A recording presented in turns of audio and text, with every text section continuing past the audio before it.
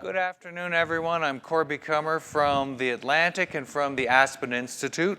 I hope you'll read our magazine. You'll read my magazines, The Atlantic and Ideas, the magazine of the Aspen Institute, both of which you'll find outside. For another magazine, The New Republic, I wrote a column about food waste, which is the subject of the day. When you talk about food, you have to talk about food waste. It's not only the subject of the day in food circles, anyone who's conscientious, but it's also the subject at Spotlight Health. So we've been talking a lot about diets and nutrition patterns and obesity. And this morning there was a riveting talk by a physicist at the National Institutes for Health who was talking about the difficulty of staying on a diet, which probably each of us has experienced. But when he's trying to explain the skyrocketing obesity since 1970, here's the correlation he found. It's not just with the rising food availability since agricultural policies in the 1970s made so many more calories available to us. But what he was shocked by was being able to look at the data from landfills that he got from the EPA from 1970 to the present, in which they need to know how much agricultural material is in their landfills.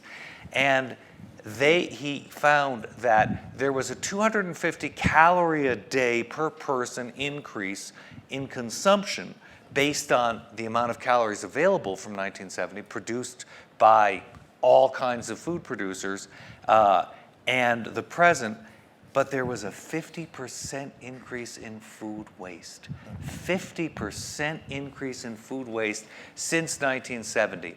And he thinks that the rise in obesity is, as he says, the canary in the coal mine for all kinds of environmental destruction and concerns that we need to realize go with food waste. But today we're going to be zeroing in on what can we do individually and as a society to help with food waste. And I feel immensely fortunate, and so does Aspen, that we have these four people on stage because they not only think about this, they do things in their various ways. We have Paul Bakus, the U.S. North American CEO of Nestle. Well, kinda. I'm heading up our corporate affairs office. I'm calling you the U.S. CEO because thanks for the promotion. Yeah, That's fantastic. Wow. The second of the Pauls from Nestle, Paul Grimwood, will be joining us tomorrow, and we'll be speaking with Paul Grimwood and his distinguished colleague, Paul, who heads their Washington office and is the face of Nestle for all of us in Washington who care about policy, is right here with us today. Thank you. And we have Doug Rauch, who opened up the entire East Coast for Trader Joe's and worked there for 25 years. 31 years. And will be telling us about some of his experience there that led to his current venture called The Daily Table in Dorchester, a part of Boston, Massachusetts. Will be fascinating to hear. We have Sam Kass, well known to all of you, including to the Aspen audience, White House food policy director, a private chef at the White House, now a consultant and activist who is really changing the foodscape for the United States in ways that we all learn from. And we have Chellie Pingree, U.S. House of Representatives from the state of Maine, who is just a journalist's dream because she not only actually does things, she talks about them comprehensively. And she tells us how government works.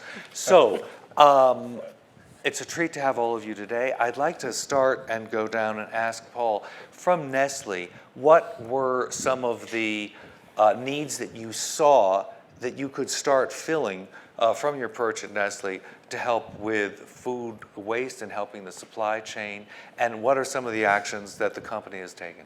Well, thank you all for this venue and this topic. It's a very important topic, and it's one that it's troubling. And it's troubling for a variety of reasons, but numbers would say that there's about 160 billion pounds of food that goes into landfills in the United States alone. And that's a lot. But if you also think about it from a different perspective, that 160 billion pounds of food consumes 25% of the fresh water, which is not an abundant resource in the United States. And then if you ladder that up even to the larger global context, estimates say that 1.3 billion tons of food is put into landfill. And to your point, 800 million people are going hungry. So this issue is huge, but it's a problem, but I also see it as an opportunity. And there's simple things that many actors can do to help play a role in driving down waste and getting the food to the places where it's needed most. And so the way we look at this is we feel we have a role to play with the farmers, with our own kitchens, which is what we call our factories, and then ultimately consumers' kitchens. And so we have committed to having our waste in our operations by 2025 as part of the Consumer Goods Forum commitment that was made last year. And I'm really pleased to say that we're making some good progress. We have a long way to go to eliminate the waste from our system, but we have 35 factories in the United States that are now landfill free, and we have a commitment to go 100% by 2020. And that's one role that a manufacturer can play, is how do we take not just the food waste, but food waste out of the system and get it into the hands of the folks that can use it most. And so, Could I ask you, how do you go landfill free? That sounds like a huge thing. well, we find other uses for the materials. So, for example, we donate 110 million pounds of food over the last 6 years to Feeding America. So now we have an outlet to send food, instead of to the landfill, to people that really need it. We've also figured out a way to reuse some of the waste. And so, for example, the coffee grounds out of our factory in New Jersey, we give that to a company that makes Duraflame logs, and you can use them in your fireplace. And so you got to get creative. We also have a factory in Ohio that is run off of methane gas from a landfill, and that factory is zero waste to landfill, so we're actually seeing a double bonus there. And so there's a lot of things that we can do, not just in our own operations, but also with our consumers. And so we want our consumers to eat responsibly, but also eat their leftovers. And we want to educate them on how to use our products the next day or in a couple of days. And so there's a role that manufacturers need to play across the whole supply chain. We can't do it alone. We need help from others. But it's great to see that this issue is getting a lot of attention, and it really needs it. And how is it that you began doing this? Was it the idea of a consumer concern that this was starting to be, it was, the elite food writers like us who were making you understand that you had to change? It was the impact of us, was it not? Oh, absolutely. I give you credit. But what is the chain of events that leads the company as a whole to make changes? And I think that probably in the international context, Nestle was maybe already working toward some of these same goals. Well, the good news is it makes good business sense. Because if you send stuff to the landfill, it costs money. And so if you can find alternate ways to divert or reuse or repurpose this waste in your own operation, it just makes good business sense. So we have a built-in incentive to want to see this happen, but we also want our food to remain out of the landfills even after the consumer buys it. So for example, we sell frozen pizza, and we educate our consumers to have their portion of pizza, have it with a side salad, with fruit, with veg, and a responsible beverage. And then if there's pizza remaining, because we don't want you to eat the whole pizza, then put it in a Ziploc bag, and then we give you reheating instructions, and we want you to enjoy it again. And we don't want our food to be in the landfill. That is great. And I know that you used to run the pizza business for the United States, which is fascinating. So whenever I have a pizza question, I call Paul. But are there similar instructions on any of the other kind of food? I know you've just opened a huge frozen food plant. Are you thinking of putting these kinds of instructions on other packages? Yeah, so this is part of the journey. So we have a long way to go, but how do you do something similar on a 96-ounce Stouffer's lasagna, right? So again, how do you reheat it and reuse it and not just throw it away? But unfortunately, a lot of that food gets tossed. Consumers are responsible for a significant amount of that 160 billion pounds, or million pounds. Well, instruction is a great thing, and Sam's going to be telling us about it. But let's go. Thank you. Let's go to Doug, because when you were running an enormous grocery and finding the supplies all up and down the East Coast and opening city after city. When did you start becoming concerned about food waste? Because it strikes me that you were kind of ahead of the curve. I don't know if you as a company, but you personally, Doug Rauch. Yeah, well, it's if I flip it, it'll make more sense. So to me, I think that all of us that care about this issue ought to stop calling it food waste. And I think they ought to stop calling it that because no one can relate emotionally to food waste, and because it's not waste. Waste is something sanitation departments or compost piles deal with. What I knew from experience was this was food. It was being wasted. And so what we really got is a problem with wasted food. And I think actually if you ask most people, no one in America wants a second helping of food waste. But almost everyone's on the right side when you say, how about wasting more food? No, not so much. So with Trader Joe's, particularly when I became president, we came to the East and opened up 20 years ago this month. From the very beginning, he said, let's have a commitment to get all of our product that would otherwise be wasted recovered. And it turned out 20 years ago to be a nightmare. I mean, it was incredibly tough to find organizations that would come by and would actually pick this stuff up. But I was very aware that this was about food being wasted. And because of the experience I'd had with Trader Joe's and creating their private label programs and spending all the years in buying, traveling the world literally for them, I knew that an awful lot of what was being wasted also was at the farm and throughout the distribution system of stuff that was cosmetically blemished or wasn't quite the right size or any number of fill-in-the-blank reasons. And in fact, you were telling us the remarkable fact that I guess to anybody who knows the grocery business is very well known, but it wasn't so well known to us, which is you would be uniquely positioned to go to farms and see it because Trader Joe's bought directly from suppliers rather than from middlemen. Is that right? Yeah, that's their MO. And matter of fact, they promote this. You walk into their stores, like, how do we get you these great prices? We cut out the middleman, we buy direct. And they literally did. So I'd like to say that, if you're not growing it or producing it, then you're not selling it to Trader Joe's, was sort of the way it worked. And because of that, the Trader Joe's buying team literally goes around, it gets into plants, gets into, small and big manufacturers and almost every continent in the world. So out of that experience, when I graduated from Trader Joe's 8 years ago, and I had an opportunity to do this fellowship at Harvard, I started looking at and dealing with this issue that we've got 30 to 40% of what we grow. We don't know what it is exactly, but we know it's a large number. That is not. We always say 40% because we like drama in the news business. Yeah. And if it's only 30, it's an immense amount of food. And so that's being wasted. And on the other hand, I was getting in the mail from Feeding America and other organizations, 1 in 6 Americans are hungry. And to me, this was just like mind-boggling. We're the richest nation in the history of the world in food production. And I suspect that, I'm in my 60s, I'm the first generation of all of humankind who grew up in a society that in general didn't worry, do we have enough food to feed ourselves? My parents grew up through the Depression, the Dust Bowl. They worried about locusts and droughts and all that. I never worried, is there enough food to feed Americans? Now, individually, we know that there are people and there's distribution issues, but do we have enough? Absolutely. This is rare. And so, to me, there's this 1 in 6 that are, quote, hungry.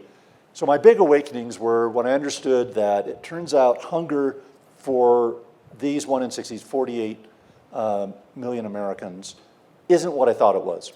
It isn't a shortage of calories for the vast majority. Yes, there are people that truly need just something to eat. But the vast majority of these are what are called food insecure. And they're the ones that are struggling economically to buy what they should be eating and or get enough to make it through the month. So the first awakening was that, wow, obesity is the face of hunger in America. And the answer isn't a full stomach. The answer is a healthy meal. Turns out it's a lot harder and more expensive to deliver a healthy meal in America than it is, because our entire food system, Farm Bill on up, is designed around, calories are cheap and nutrients tend to be more expensive. And no one's at fault. It's not the retailers. It's not, it's just the way the game's set up. So what are we going to do? So the second one, it turned out, was in a conversation I had with Feeding America, with Vicky Esquerra, who at the time was the CEO. And I had 2 hour-long conversations with her in 2010. And it was through her I realized that a large percentage of the population that's in desperate need won't use the services that are being provided by this particular network because of issues of being ashamed or embarrassed. It was about dignity. So my next big awakening is it turns out for many, many people, they are healthier, they are hungrier to keep their dignity than they are their health. So how are we going to deliver affordable nutrition in a dignified manner to this population that is just not being reached? So Daily Table came as a response out of that as a retail store, because people often ask me, well, why are you selling this stuff? You go and collect as much as you can, recover it, and then you bring it down and you sell it, you know, for pennies on the dollar. And, you know, Corby, you've been in the store, you know that the prices are like a flashback to 1970 sometimes, but they are psychologically, it's important that we let the customer be in the position of having the power of choosing, and because they empower the purse, they have that sense of dignity built into it. So Daily Table is really designed around recovering as much food as we can get, creating special relationships where we can buy product at deep discounts, kind of what nonprofit channel discounts. We work with and have created an entire network that works with the Greater Boston Food Bank. We work with Food for Free. We work with Boston area gleaners. We work with companies large and small, from Hanes Celestial and Stonyfield and Cedars Mediterranean, all these, to either recover short code product. We don't sell any or don't use any out of code product. Say what short code is. I love this term because it makes you understand something about the irrationality of sell-by dates, which I'm going to be asking. Yeah, well, the other one, of course, is one of the things I knew, because Trader Joe's is, you know, is largely private label, that the code that's put on a product for its sell-by or its best by or its use-by date is not an expiration date. Clearly, as a grocer, if we're going to sell you a gallon of milk and it says sell by this day on it, we don't expect you to go home that night and drink a gallon of milk. That product is good for an extended period of time past that. So I think that Europe has a better understanding of it. They often call them display codes. And that's what they are. They're display codes, after which we're going to pull it off the display.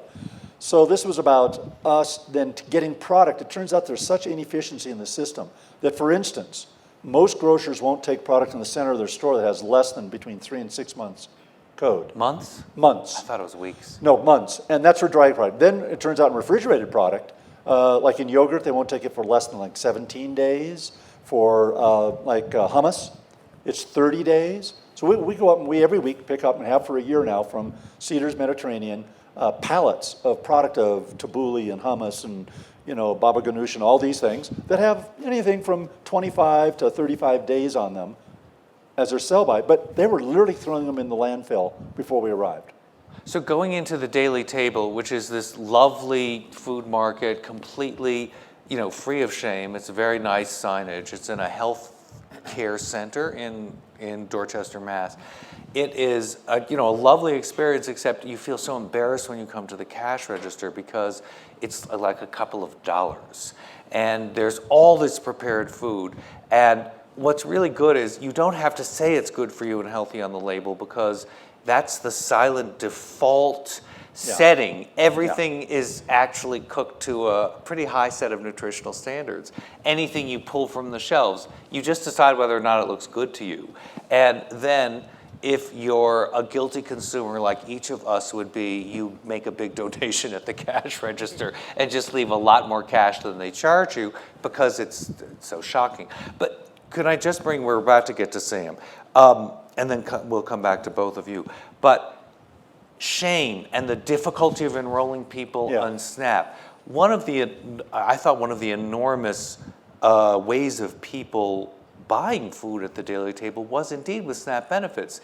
And I thought that SNAP had worked immensely hard to try to remove a lot of the stigma by, for example, using electronic benefit cards so that they look like credit cards and you aren't stigmatized and shown.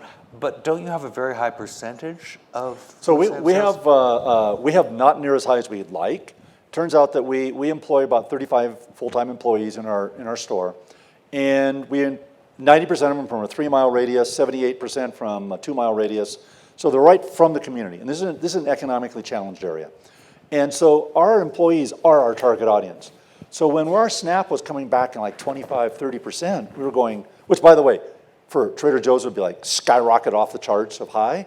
But for us, it was like, why is it only this level?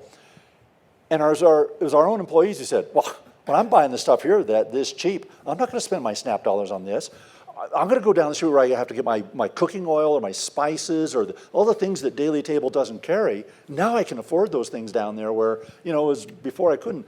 And so one of the other, the big sort of ahas for us is that nobody in America has time to cook. So that's why we put in that big kitchen. We create grab-and-go meals and soups and stuff. And that, the final thought on that is that we've worked hard with a nutrition panel that's put together of Harvard School of Public Health and Boston Medical Center, Children's Hospital, Boston Public Health Commission, et cetera, et cetera. We have about 10 or 12 nutritionists from these that gave us the volunteer guidelines that we adhere to of how much sodium, how much sugar, how much fiber should be in something to move someone forward in their health.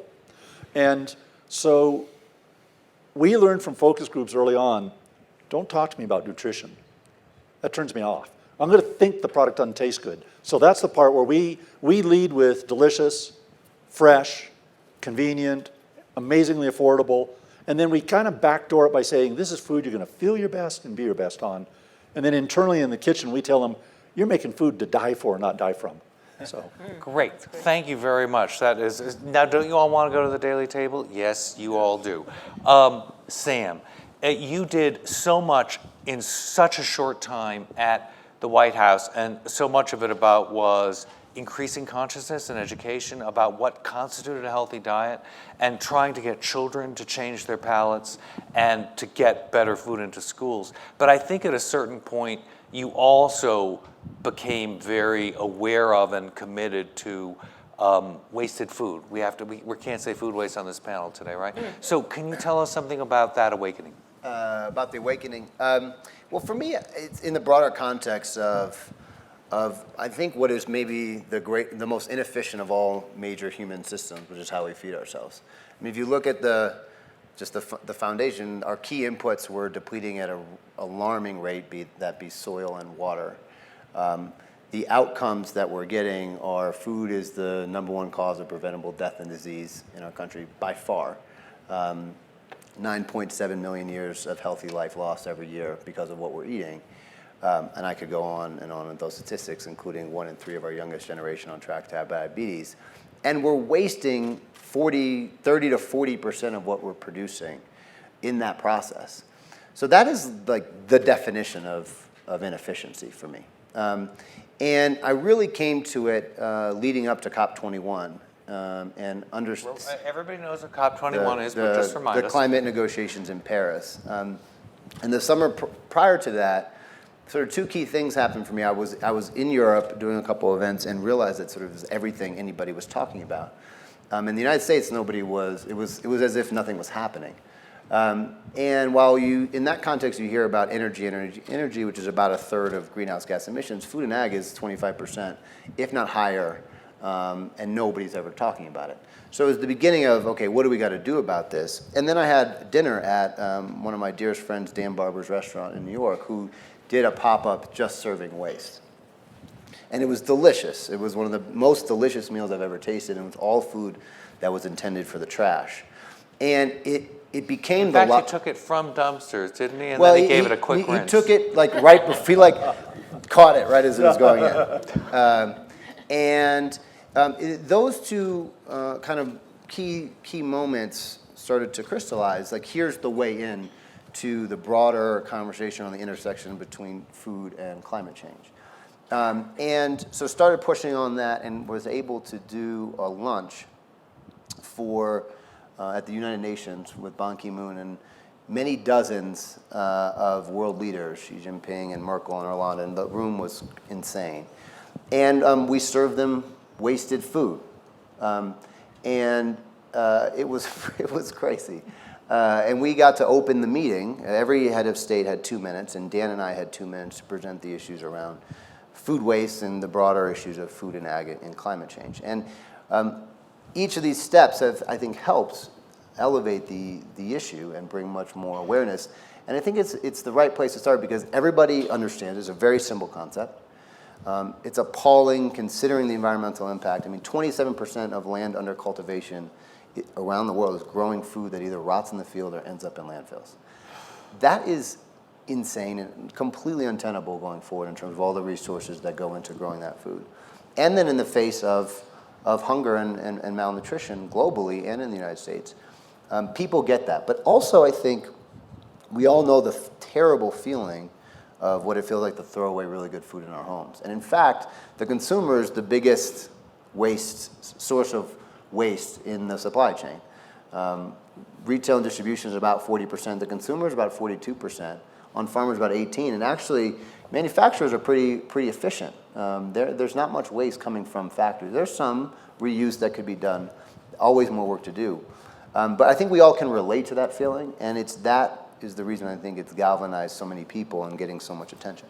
Great. Jonathan Bloom, who's been a real activist in this country and has helped inform all of our thoughts and has a website devoted to it, said that the single most effective step anybody can take is to compost their own food at home. Yeah. Why? Not so much because it's going to save the planet, which is something we can discuss later, but because you understand exactly how much food you are throwing away every week. And so cities like San Francisco or Boston, which is beginning a modified version of this mandatory compost law, we're not going to pick up food, you have to compost it. It's a form of modern day shaming. It's telling you, here is what you were throwing away. Yeah. But I think it's also about starting to understand the implications of the decisions we're making with what we're eating. And I think that the term waste, there's wasted food, but then there's also other forms of waste. And it's the beginning part and the most obvious part, but there's so many ways we're producing calories that are utterly unsustainable and that are quite wasteful. The amount of corn and soy we're growing to feed livestock is just simply not a sustainable practice over the long term. And we're going to have to continue to evolve what we're eating and then what we're eating and how that's grown. And so I think this is the logical place to go, but it invites a much broader conversation around what is efficiency, what is waste throughout the system. But it's the place to start that everybody can have an impact. I think unlike a lot of the other issues that we think about, world hunger, greenhouse gas emissions, everybody can actually do something about this in their home. And I think people are feeling disempowered constantly in these conversations where people are talking about all these big problems and the systemic change that's needed. And I'm like, okay, I got a job and 2 kids, and what do you want me to do? And here's one of these issues that everybody can feel like they can play a part in. And that's an empowering feeling, which I think if we as people who are working on these issues need to harness that power and that momentum that you can garner there to build into further change. Perfect segue. As always, well, listen, I'm going to say it's a perfect segue, but thank you for giving me the perfect segue, because somebody who recognizes this and can actually turn it into political change, thank you, Sam, is Chellie Pingree. And one of the things you said to me right away when I was saying, how have you managed to write this bill, which was in December, was it?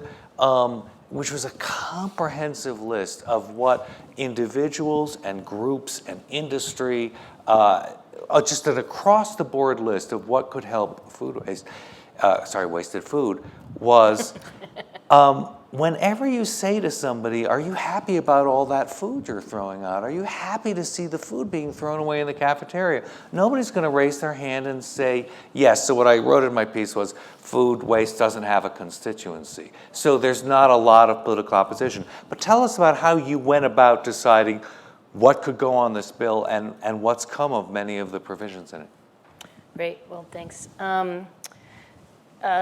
Just to take it back a step, I have worked on agricultural policy issues for a really long time. I've been an organic farmer since the 70s. And this was the first time I feel like I've gotten to work on a topic that has such universal support. Yeah. I mean, you take on GMO labeling or increasing the amount of organics in the USDA budget or all these other things, there's a constituency on the other side. But the way I like to look at it is everybody had a grandmother who said, don't waste your food. Yeah. And that's all it takes. We all know somehow there's something wrong when we throw away food. But as people have already said, you know, the statistics are horrendous, and most of us have gotten a little bit immune to this. I mean, how often do you clean out your refrigerator and just throw everything in the trash, and you don't even think about it, and a lot of it has to do with the, you know, cost of food and all these other things. So the nice thing is, even though I heard about this a couple years ago at another panel, listening to people talk about it, and at first thought, no, I got to tackle the tough issues. You know, this one's just kind of, it's going to be too easy, it's too soft, it's not going to make a big difference. But then you start digging into the numbers, and as everyone's already said very eloquently, this is a serious, serious environmental issue. It's a serious water issue. It's a serious waste to resource issue. You know, transportation.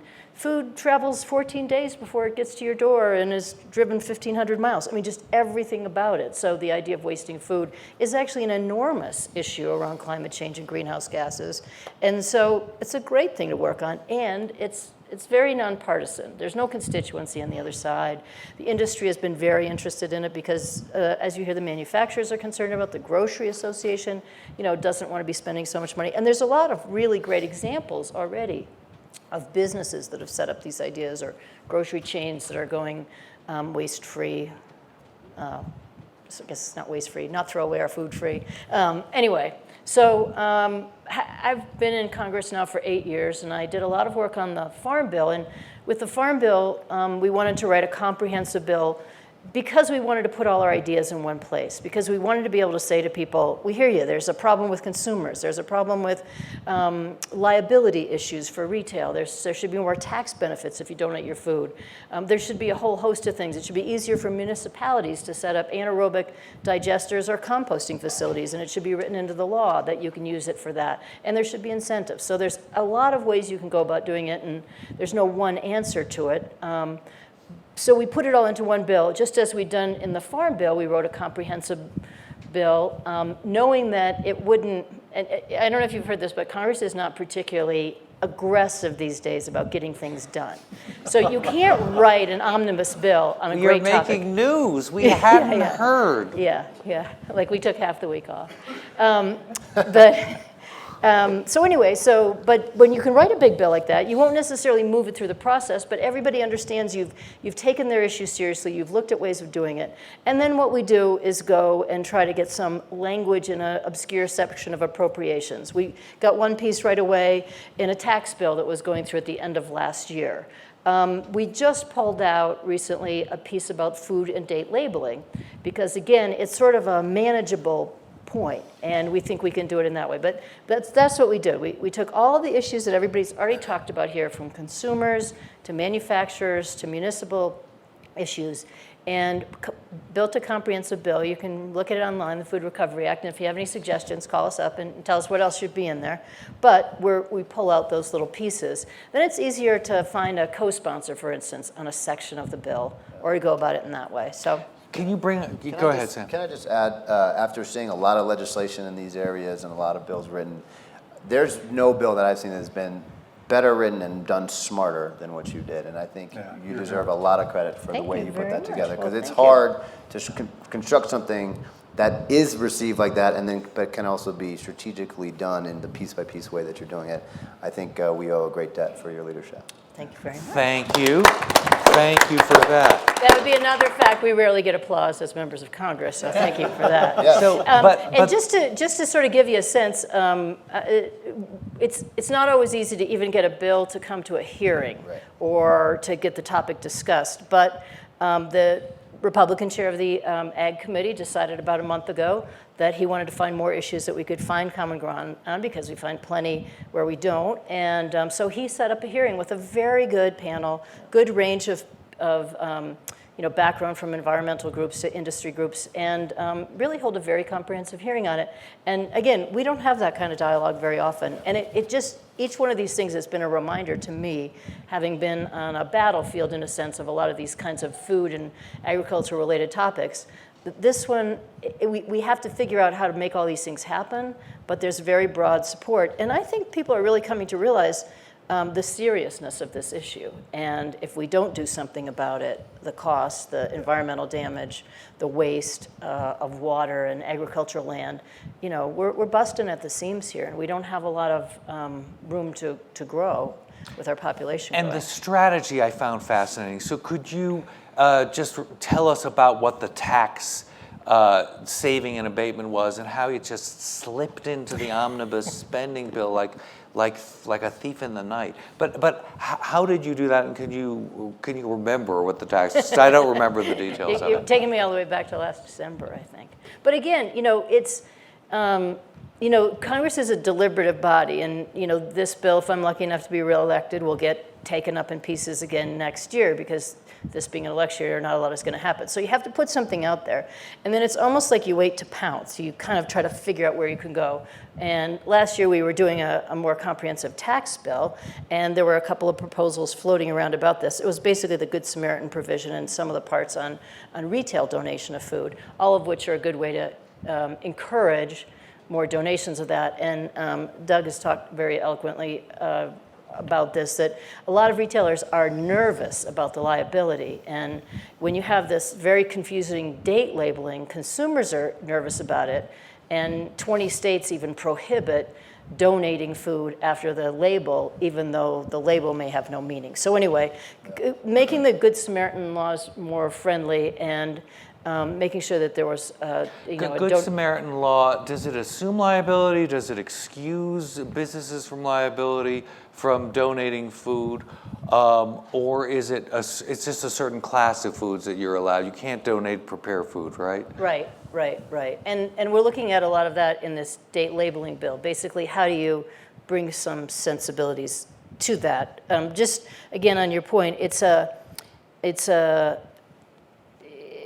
chaotic process at times in Congress, and you hear about things that are called riders or pieces of language that somebody slip into the bill.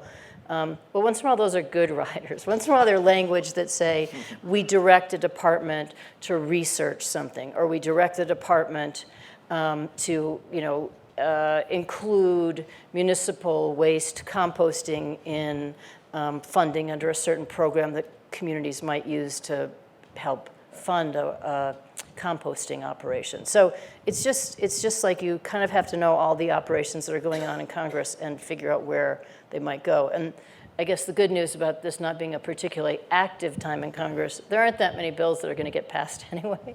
So we can kind of figure out what's going to move and when it's going to move. And there will probably, at some point, we'll have to have a spending bill this year that, keeps the government open. And so we're just looking for those places where we can do that. Yeah. We hope. Sam?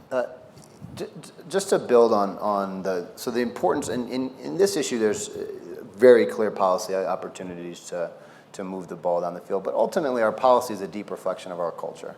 And a huge other component of the work, I think there's two things that don't get enough attention. I think we focus a lot on the policy, which is really important, but our culture just needs to get to the place where throwing away food that is really good is just simply unacceptable. And that from that will flow a lot of the policies, and also other, both in government, but also in industry, retail, and then in people's homes, that this is just something that it's taboo. It's just something that we don't do anymore. So I think that's one piece that doesn't get enough attention. I think the other piece is technology. And I think we don't talk about the role and the possibility of technology to really help us make a tremendous amount of progress. So just even in the home, because the home is the hardest part, I think.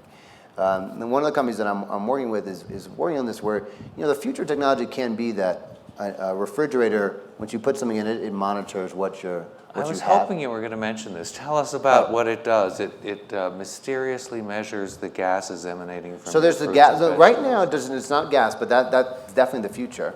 But you put a cabbage in your fridge, and it knows the refrigerator will be able to sense what you put in it, and from that, we'll be able to say, that cabbage is about 2 days before it goes bad. Here's 3 recipes based on everything else you have in your fridge that you could make with that cabbage. It's like your grandmother in your refrigerator. Yeah, basically. No, that's exactly right. Don't think they're going to market it that way somehow. If you see that on commercials, well, thank you. I need a little, I will give you a little. No, I can't. But I think it's all free. I think thinking about ways that we can bring real solutions to people, not just keep telling them, like, you're bad, stop throwing away food, but how do we really empower people and make it easier for them to reduce what they're putting in the trash, to make it easy for them to cook, is absolutely critical part if we actually, a policy isn't going to solve this in somebody's home.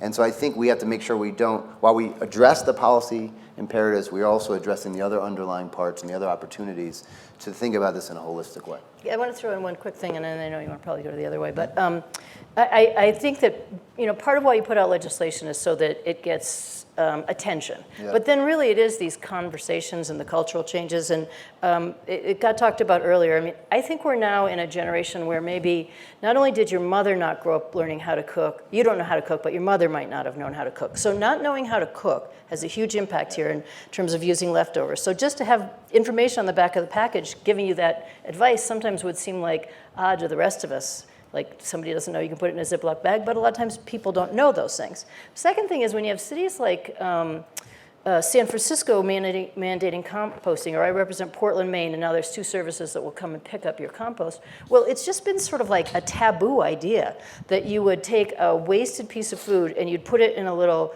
can or container on your counter, and you'd leave it there for a few days till you put it in the bucket, and then somebody came and picked it up on the curb. I mean, we were all, people, I live on a farm, so it's not that unusual to me.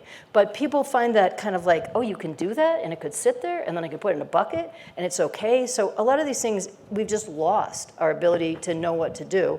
And one other thing that Sam was talking about is this idea that the more you talk about it, the more it will become something you don't want to do. And I like to use the example of, it was like 4th graders who convinced us all to recycle cans and bottles. Because they learned about it in school, that was something you did on Earth Day. And then over generations, those kids would come home and say, well, what are you throwing a bottle in the trash for, And then they tell their parents, and their parents change their behavior. And I think that will happen, and a lot of schools are looking at different ways to do that, which is a great... So instead of having a talking grandmother, you can have an animated school child shaming you. But I'll come back to you, Doug. I wanted to ask Paul, it was something that Doug said that I wanted to pick up on with Paul, which is you don't label your food, this is good for you, this is low sodium. You say you want it to be like world-beatingly delicious and great, that happens to be good. So when Nestle is marketing a product that you know is probably better for you, there's a whole large category of better for you products.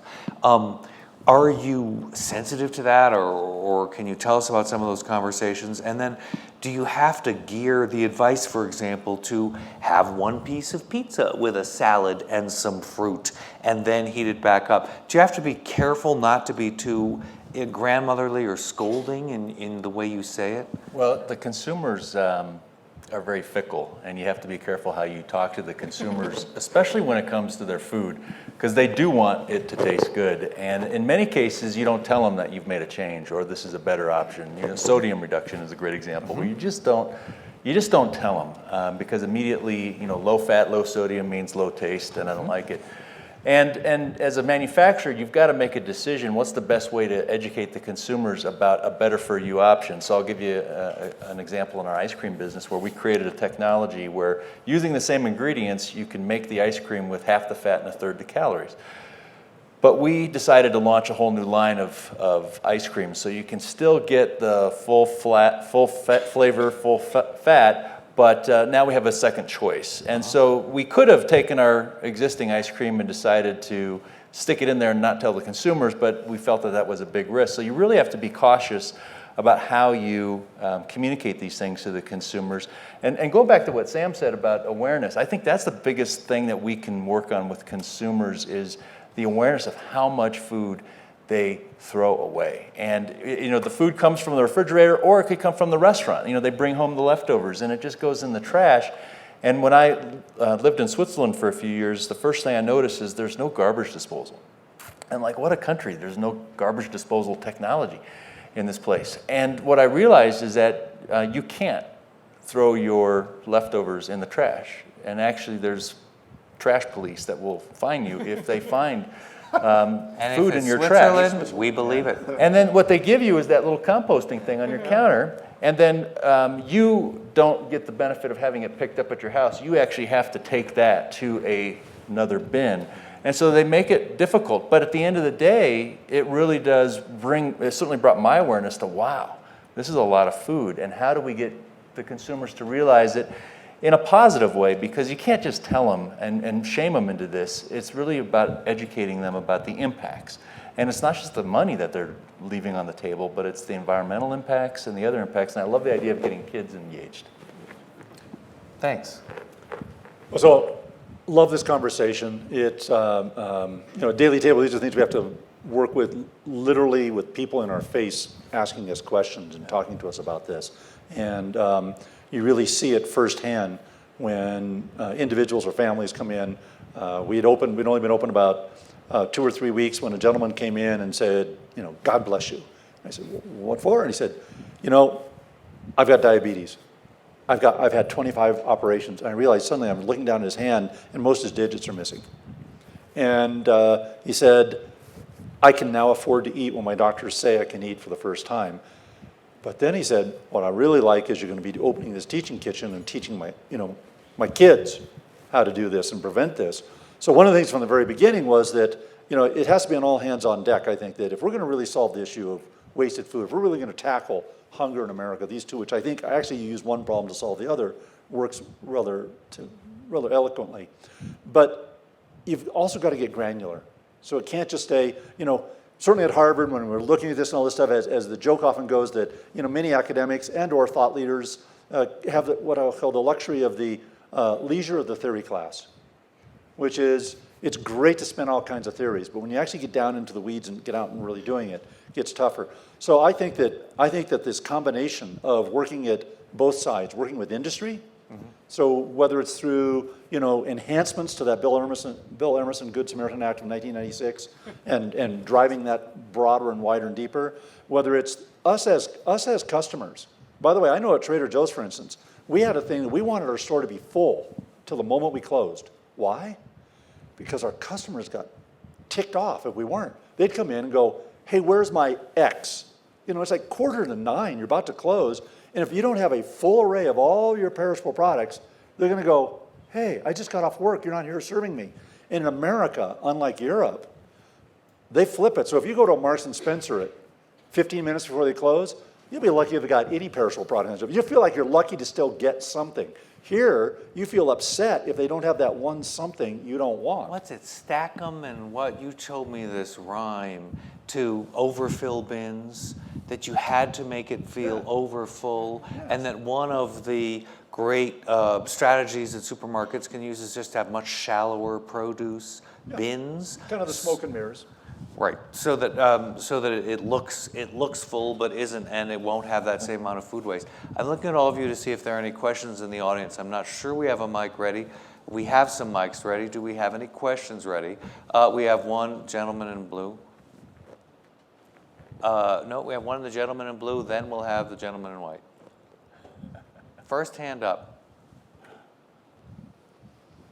Hi, thanks for the great panel. My name is Mackenzie Moritz, and I work for an organization called the Service Year Alliance. And we're all about creating these opportunities for young people to do a year of service. And several times you brought up this opportunity of how you involve young people or schools or different approaches to educating consumers. So my question for all of you is, if we were to go out and create tomorrow a wasted food corps with 1,000 corps members that could go across America and help with this issue, what would be the most important things to have them do?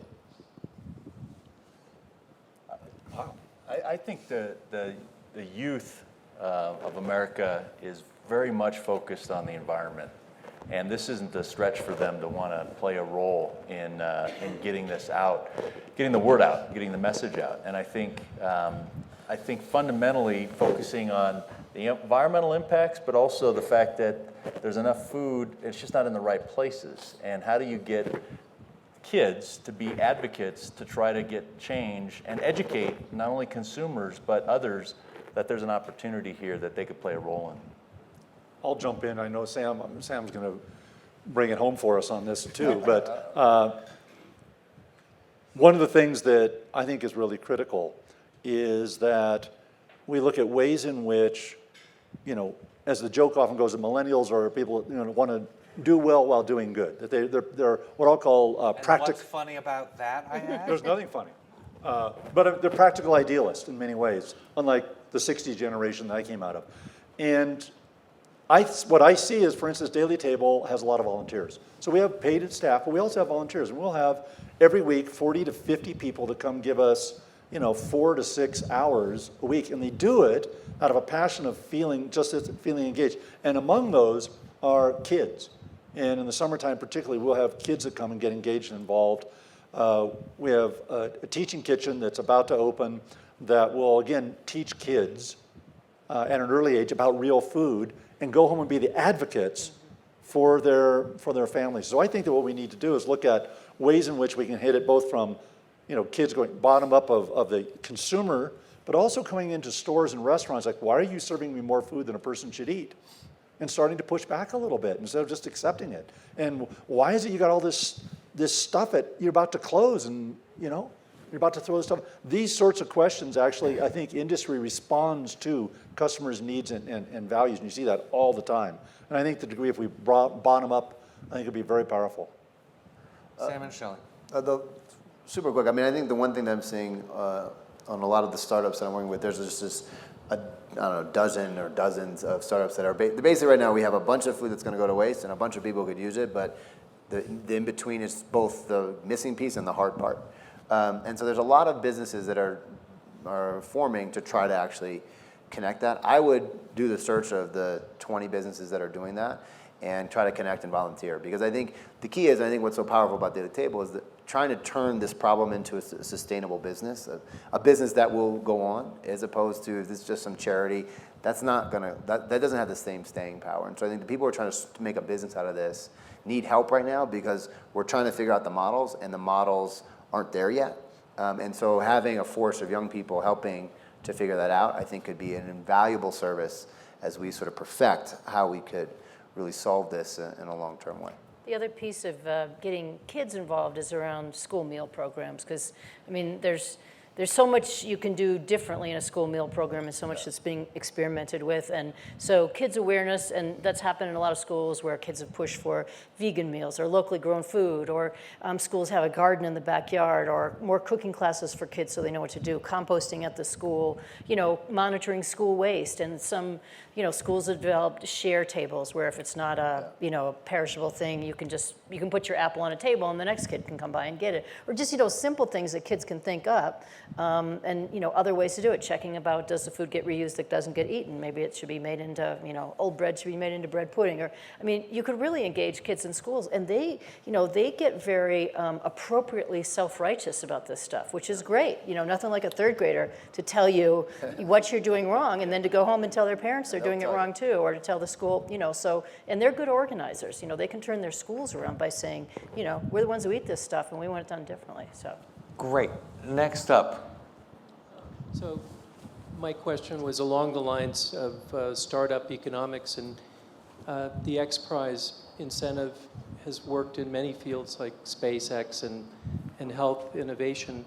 It makes sense that given the critical mass of startups in this field of matching supply and demand, that perhaps the Department of Agriculture with a SNAP program of 33 million SNAP food stamp recipients could sponsor an X Prize for crowdsourcing and behavioral economics incentives and gamification to match supply and demand, and have all of these 20, 30, 40 startups compete for prizes to get funded to try to alleviate some of the pressure on the SNAP program. I think it's a great idea. Love it. I will make sure the secretary hears that idea. Right. Well, that's what we're here at Aspen There you for. go. Do you have the mic for a reason?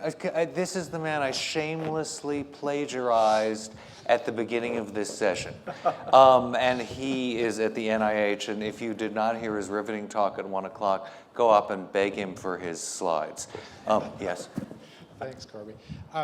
Fascinating discussion, and I sort of stumbled into this whole area from the obesity angle and trying to track the calories in the food supply.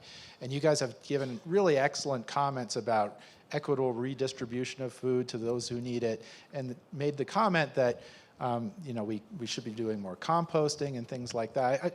I want to ask a very basic question, something I don't understand, which is that if we're not just producing enough food, we're producing way more than enough food in this country. And if we had people actually plan their meals so that they minimized food waste, and we efficiently did all of the things that you're talking about, what are the economics upstream? Because that means that the farmers won't be able to sell as much food. The inputs to the manufacturers are still at sky-high levels. What does this mean upstream? We mentioned that there's no pushback on these policies. I'm guessing maybe there might be if we really implemented this in a full way. And I just really appreciate your comments on these maybe simple-minded questions. Well, I would just start with, I think it's a great question. It's one that is raised on occasions when you start getting with industry, or there's concerns. Food Cowboy, for instance, I don't know if you know of them.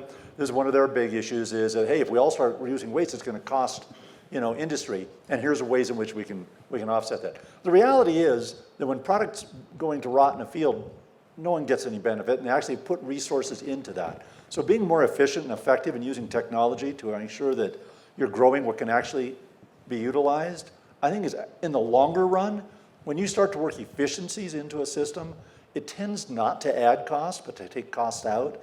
And I'm just a big fan of I won't call it hiding behind the skirt of that, because I don't want to put a pejorative on it, because I think it is true right now.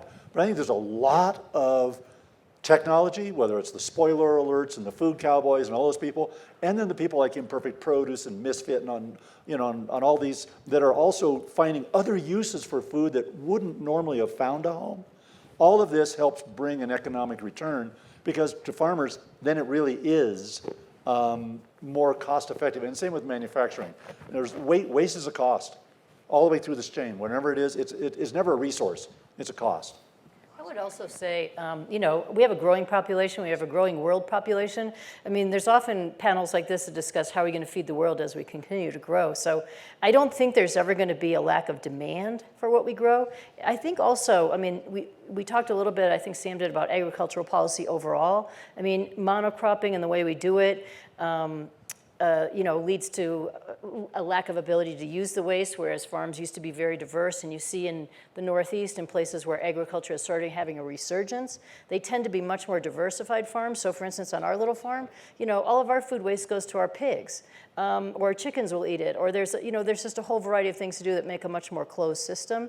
Also, a lot of what we incentivize in the Farm Bill are products like corn and soybeans, and we talked a little bit about, they're part of what this obesity problem is related to because of the inexpensiveness of those products. And so I just think we're talking about a shifting in the system. I don't think farmers are going to go out of business. I think we're actually going to make it easier for them to produce higher value crops that they'll make more money from, and they'll be less sort of dependent on these commodity markets that can shoot down in a minute.